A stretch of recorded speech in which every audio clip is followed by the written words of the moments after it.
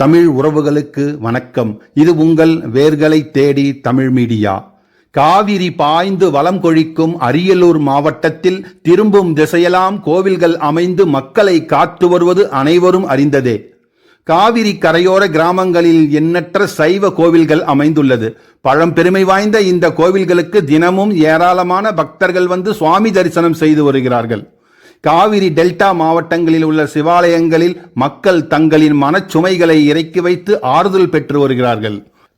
அந்த வகையில் குன்றிருக்கும் இடமெல்லாம் குமரன் இருந்து அருள் புரிகிறான் என்ற வாக்கிற்கு இணங்க அரியலூர் மாவட்டம், அரியலூர் வட்டம், நாகமங்கலம், மதுரா காஞ்சிலிக்கொட்டாய் என்னும் கிராமத்தில் அடியார் குடிமலையில் அருள் புரியும் பால தண்டாயுதபாணி திருக்கோவில். இந்த மாவட்டத்திலேயே மிகவும் பிரசித்தி பெற்ற முருகன் ஆலயம் இந்த பால தண்டாயுதபாணி திருக்கோவில். அரியலூரில் இருந்து கைகாட்டி நாகமங்கலம், விக்கிரமங்கலம் வழியாக கும்பகோணம் செல்லும் தேசிய நெடுஞ்சாலையில் அரியலூரிலிருந்து சரியாக 16வது கிலோமீட்டர் தொலைவில் அமைந்திருக்கிறது அடியார் குடிமலை. நீலங்கொள் மேகத்தின் மயில் மீதே நீ வந்த வாழ்வைக் கண்டு அதனாலே மால் கொண்ட பேதைக்கு உன் மனம் நாரும் மார்தங்கு தாரை தந்து அருள்வாயே. வேல் கொண்டு வேலை பண்டு எரிவோனே, வீரங்கொள் சூரர்க்கும் குலகாலா, நாளந்த வேதத்தின் பொருளோனே. இது அருணகிரியார் பாடிய பாடல். முதல் 4 அடிகளில் பழைய அகத்துறை பாடல்களின் மனம் சிறந்து வீசுகிறது. நீல மயில் வாகனனான முருகனை கண்டு காதலித்து மயக்கமுற்று கிடக்கும் பேதை பெண்ணின் மயக்கம் தீர அவன் மார்பிலே பொருளும் மாலையை வேண்டி நிற்கிறாள் அவளுடைய தோழி. முருகனை நினைத்தால் மயிலை நினைக்கிறார், மயிலை நினைத்தால் அவன் ஏந்திய வேலை நினைக்கிறார் கவிஞர். வேலுண்டு வினை இல்லை, மயிலுண்டு பயமில்லை என்றுதானே முருக பக்தர்கள் உள்ளத்தில் உரம் பெற்றிருக்கிறார்கள். மயிலோடும் வேலோடும் முருகனை தொடர்புபடுத்தி முதலில் அந்த அழகனை கற்பனை பண்ணியவன் சிறந்த கலைஞனாக இருந்திருக்க வேண்டும். அடியார் குடிமலை விரிந்திருக்கும் நீல வானம் நீல நிற தோகையை விரித்தாடும் மயிலாக நமக்கு காட்சியளிக்கிறது.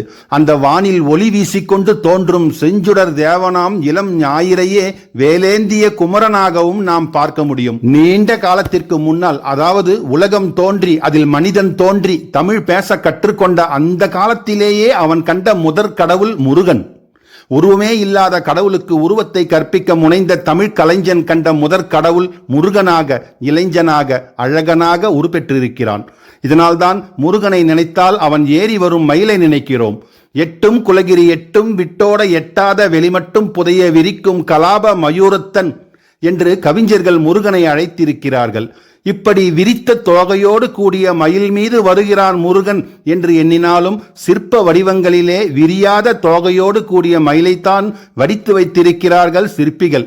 இதனாலேயே எங்காவது ஒரு சிறிய குன்று ஒரு பக்கம் உயர்ந்தும் மறுபக்கம் தாழ்ந்தும் மயில் தோகையை போல படிந்து இருந்தால் அந்த குன்றின் பேரிலே முருகனை பிரதிஷ்டை செய்ய தமிழர்கள் மறக்கவே இல்லை. இத்தகைய குன்றுகளில் மிகவும் பிரபலமானவை 3.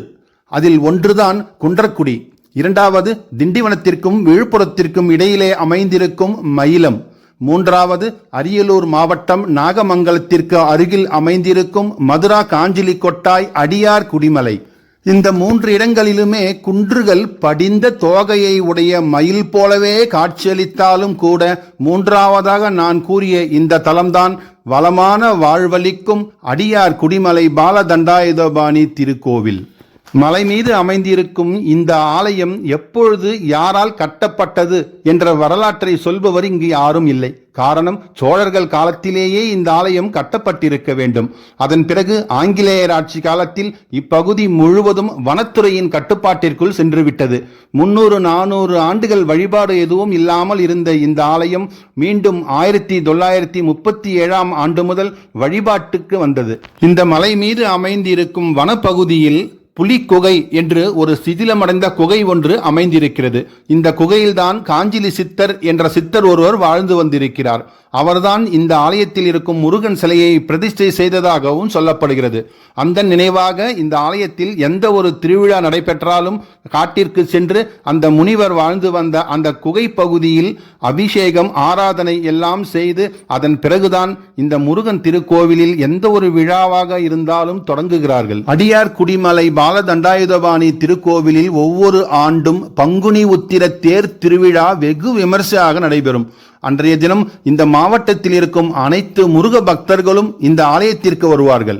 இந்த ஆண்டு பங்குனி 10ஆம் தேதி அதாவது 24/3/2026 செவ்வாய்க்கிழமையன்று பங்குனி உத்திர தேர் திருவிழாவிற்கான கொடியேற்றம் துவங்கியது. அன்று முதல் 7 நாட்களாக தினசரி மண்டகப்படி சாமி உலா வருதல் நிகழ்ச்சியெல்லாம் சிறப்பாக நடைபெற்றது.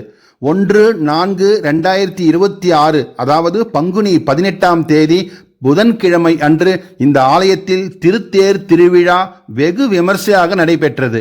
அது சமயம் இங்கு கூடியிருந்த பக்தர்கள் அனைவரும் முருகா முருகா என்ற கோஷத்துடன் திருத்தேரின் வடம் இழுத்து முருகப்பெருமானின் அருளை பெற்று சென்றார்கள். தேர் திருவிழாவிற்கு அடியார் குடிமலை முருகன் ஆலயத்திற்கு வரும் பக்தர்கள் அனைவருக்கும் அன்றைய தினம் நீர்மோர் மற்றும் அன்னதானம் வழங்குதல் ஆகியவையெல்லாம் ஆலய நிர்வாகத்தினரால் வெகு சிறப்பாக ஏற்பாடு செய்யப்பட்டிருந்தது.